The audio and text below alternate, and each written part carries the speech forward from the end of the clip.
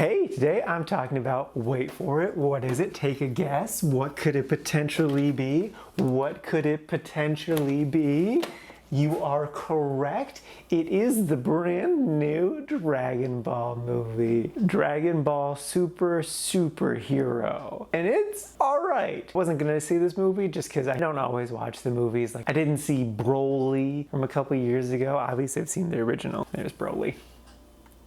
But my brother Kyle really wanted to go see it, and I was like, yeah, sure, we can go see it. And I thought it was fine. Kyle enjoyed it much more than I did. I don't think, any complaints about it. I have a few. I should explain the premise. If you remember the Red Ribbon Army, they're primarily featured in the original Dragon Ball run before the Z. Basically a descendant of one of those guys, and then a descendant of the guy who invented Cell, teamed together to make the world a better place. But the thing is, they have different ideas of what that is. Regardless, though, bad stuff happens, and the heroes need to band together to stop them. The biggest thing that I really liked about this movie is that it wasn't Goku and Vegeta who did the day saving. They were off doing their own thing, just being silly. Instead, it primarily focused on Piccolo, which I really liked because he does not get enough attention. And then it also featured Gohan, which I'm always a big fan of Gohan. I think he got done dirty by the end of Z. But yeah, so I really love that they got to do stuff. Pan, Gohan's daughter, is in this. She's 3 years old, and every time she's on screen, she is amazing. Like, the movie truly comes alive when she's on screen. But like, talking about those three characters, that leads to a complaint in that, like, it felt like they didn't do enough stuff with those guys. Like, the movie truly shined when it was our heroes together doing things together, but that wasn't a lot of the movie. A big chunk of the movie focuses on the bad guys doing bad guy stuff, and I'm like, I don't care. Like, they easily could have cut out like half of that time we spent on the bad guys and either given that time to our heroes or just lose that time completely, and this movie would have been a lot better. I had a lot of problems with the pacing, especially in the beginning. And it kind of felt like this movie was just trying to like hit all the beats, because like Piccolo just like went around and did lots of random stuff. Oh, like we had Shenron show up. Yay, we did that. Oh, we had sensu beans. We went to the tower and did stuff with that. Oh, we, touched on every single person and stuff. They get their whole 10 seconds to shine thing, and I'm like, we don't need everyone to have their 10 seconds to shine. We just need a good, compelling story. And the story was interesting, though. I did like this story.